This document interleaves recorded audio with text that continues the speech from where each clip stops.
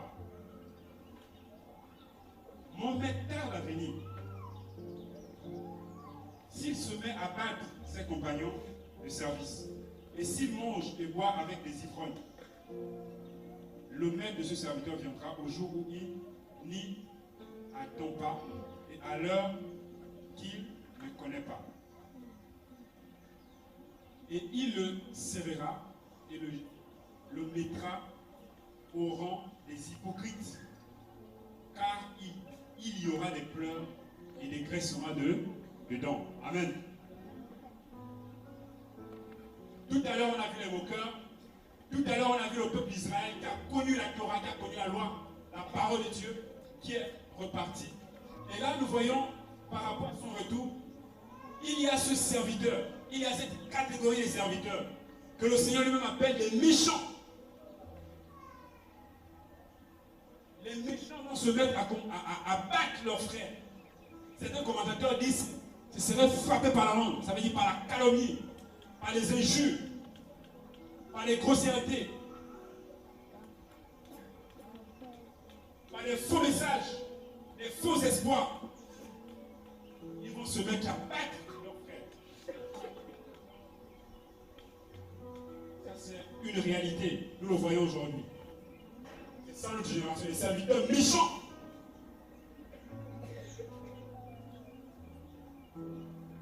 Sans compter ceux-là qui mettent la pression aux femmes mariées, ceux-là qui mettent la pression aux sœurs pour aller avec eux, même dans les assemblées. Les serviteurs méchants. Pourquoi ils ont oublié que le Seigneur arrive?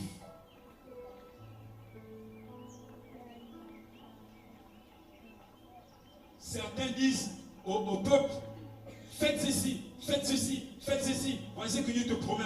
En temps, ils savent que ce qu'ils disent n'est pas vrai. Les faux espoirs dans le cœur des gens. Combien de personnes qui vont consulter ces personnes qui sont malades? Combien vont consulter ces faux prédicateurs? Et pourtant, en même temps, ce sont eux qui adorent le Seigneur. C'est Jésus, je t'aime. Jésus, je t'adore. Mais en même temps, ils vont faire payer les consultations.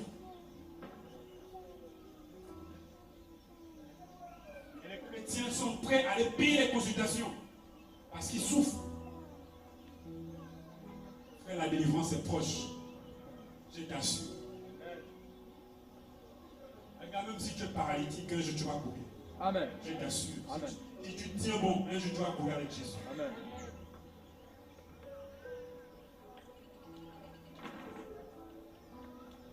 Jésus revient.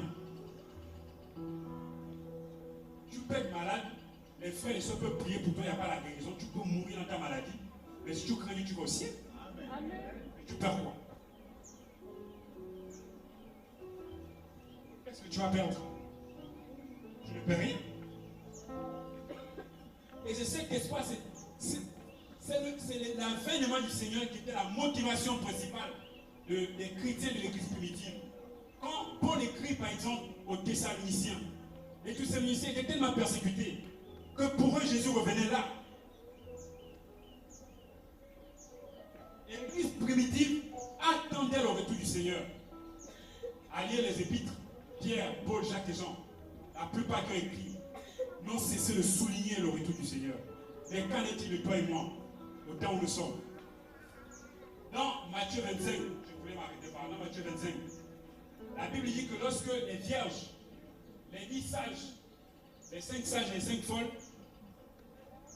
après la promesse, elles vont attendre, elles vont s'assoupir et s'endormir.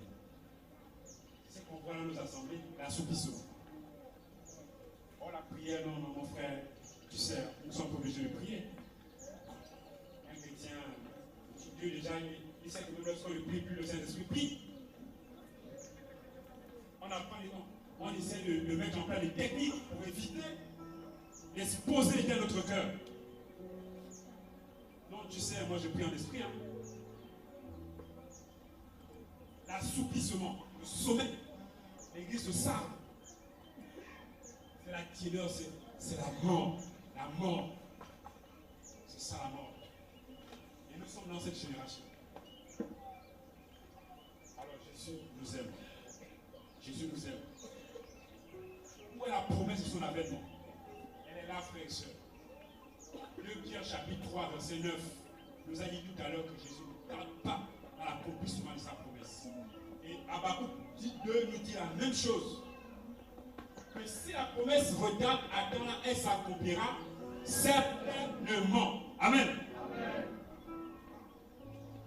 Nombre 23, 19 nous dit que le Dieu n'est pas un homme pour mentir. Et Tite chapitre 1 dit que le Dieu qui ne ment jamais, notre génération parfois prend Dieu comme c'était un menteur. Dieu ne ment jamais, mon frère. L'iniquité n'est pas en lui. C'est que sa bouche dit, sa main l'accomplit. Même si ça fait 120 ans que tu attends, mon frère, ne te décourage pas. Alléluia. Dieu nous la pluie.